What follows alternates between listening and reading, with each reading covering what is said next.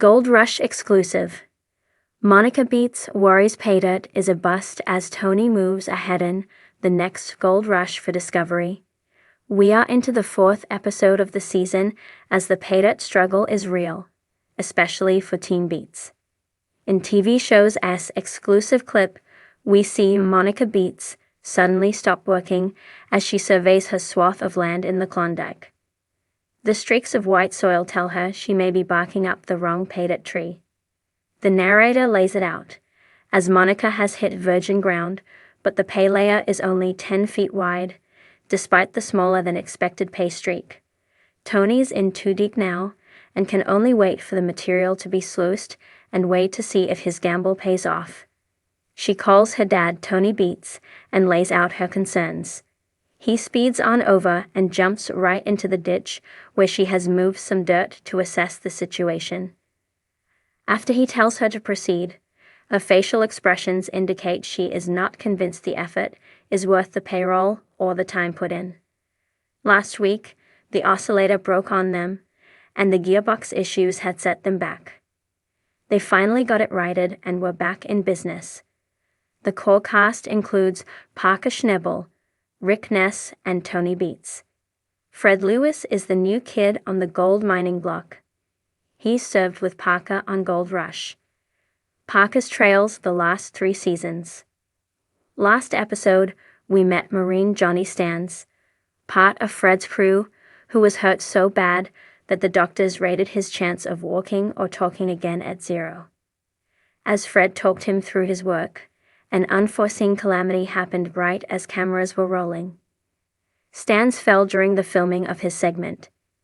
He was well taken care of as Lewis is a trained medic. Lewis' claim is Elkhorn claim, and he and Freddie Dodge's nephew Kendall got the wash plant Colonel Nugget to run, but the 2 guys are knackered.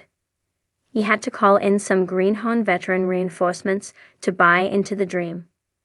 Last week, we also saw Parker in Indian River struggling with getting Big Red operational and leveled, as Mitch and Brennan were driven nuts by rain and a lack of cooperation with Mother Nature.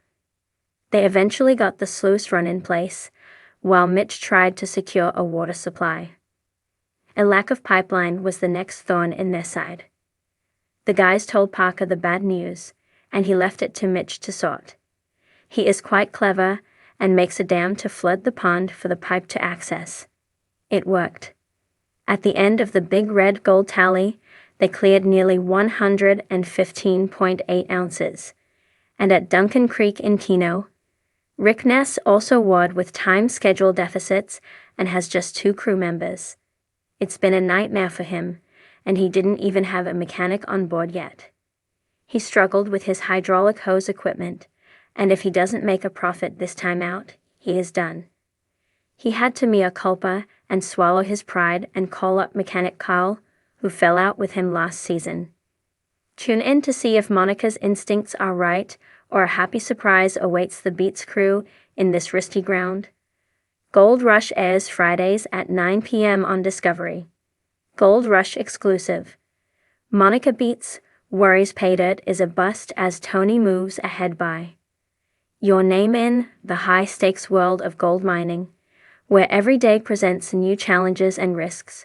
One of the biggest concerns for miners is the prospect of a bust, when all their hard work, effort, and resources fail to yield the gold they were hoping for. This is the reality Monica Beets is facing in the latest season of Gold Rush.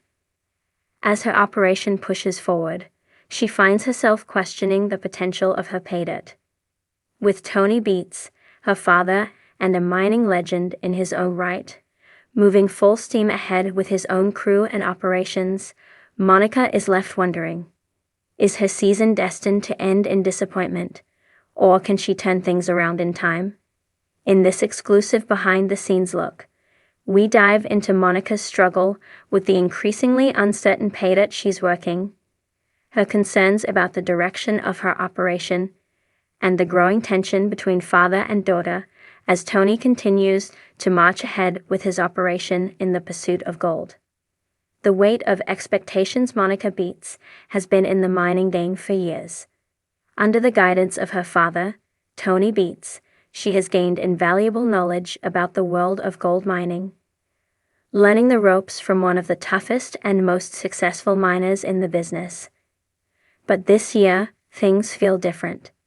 Tony's operation is booming, with his crew working tirelessly to move forward at full capacity. Meanwhile, Monica, who is managing her own mining operation, is grappling with a sinking feeling that the paydirt she's working isn't delivering what it promised. The gold is just too sparse, the material too lean, and despite her team's best efforts, the returns aren't adding up the way they should. She's facing a bitter reality. The paydirt could be a bust. It's a hard pill to swallow, especially when you've put in the work, the resources, and the manpower to dig through hundreds of yards of dirt in hopes of I'm not used to this, Monica confesses in a rare moment of vulnerability. My dad's out there pulling in massive amounts of gold, and here I am, struggling just to get a decent amount. It's like we're stuck in this endless cycle of disappointment.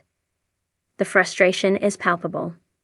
As the season wears on, Monica begins to feel that all the effort she's invested may not be enough. Every shovel of dirt that yields little gold chips feels like a setback. The reality of a busted season is beginning to hit her hard. Tony Beets, a tough act to follow. Tony Beets is known for his larger-than-life persona, a mining mogul who expects nothing less than perfection from his crew and his children. His vast mining empire continues to expand, with a seemingly never-ending appetite for gold. But as Tony moves full steam ahead with his own operation, the pressure on Monica to keep up is palpable. For years, Monica has been her father's right-hand woman, learning the ropes, observing his methods, and slowly carving out her own place in the business. But the shadow of Tony Beets looms large, and as his operation pulls in impressive amounts of gold, Monica can't help but feel like she's falling behind. Her father's massive dredge and extensive machinery seem to give him an insurmountable advantage, while Monica's crew is smaller, and her operation faces far greater obstacles in trying to pull gold from the ground.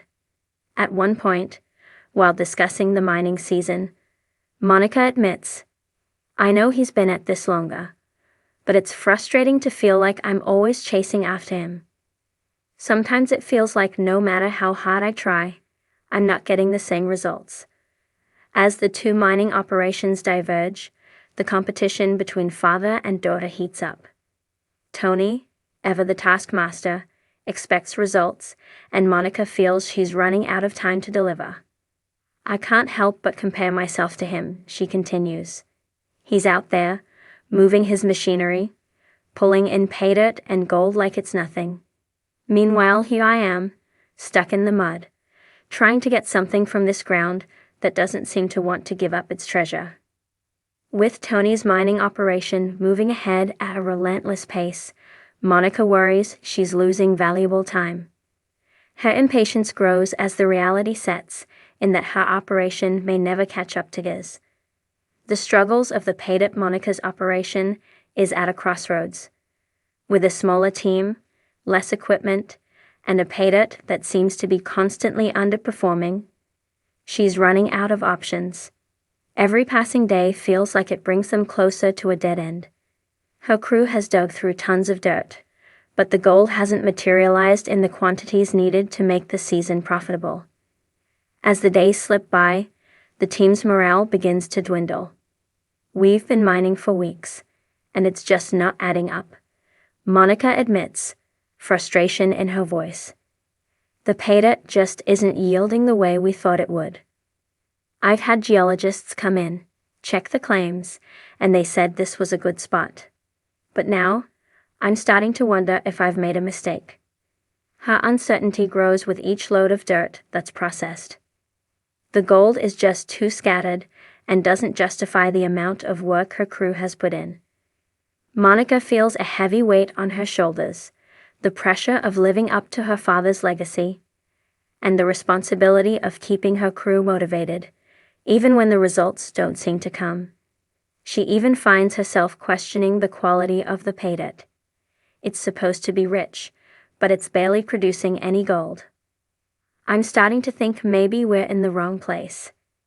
As the prospect of failure looms, Monica starts considering her options. Should she cut her losses and move the operation?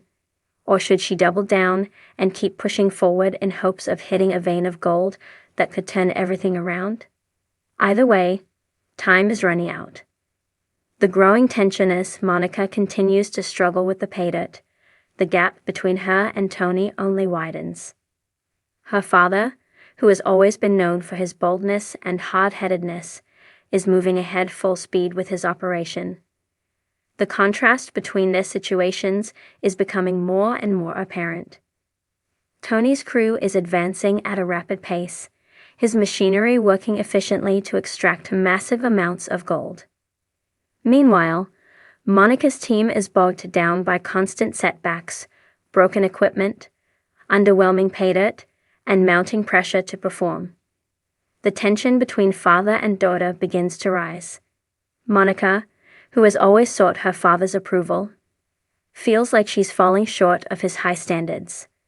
Tony, ever the realist, doesn't mince words when he sees Monica's frustration. Why are you wasting time on this? If the paydirt's not giving you anything, move to a new spot. Tony says bluntly when he hears of her struggles. You can't sit around waiting for gold to show up. This is mining. You find the right ground, or you move on. That's how it's done. Monica, stung by the